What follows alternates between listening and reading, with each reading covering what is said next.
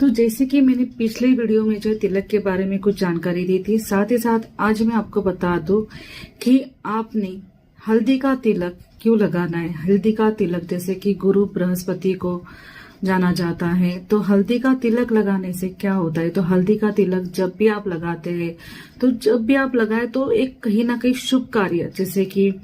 कहीं आपकी कुछ एंगेजमेंट या फिर कुछ शादी ब्याह में तो हल्दी वैसे भी लगती है। पर अगर बात की जाए आपके लाइफ में कुछ नया काम करना चाहते हैं, कुछ शुभ काम करना चाहते हैं, तो शुभ काम आपका बहुत ही अच्छा मंगलमय हो, अच्छी उसके ऊपर कृपा जो है आपकी तरफ जो बनी रहे।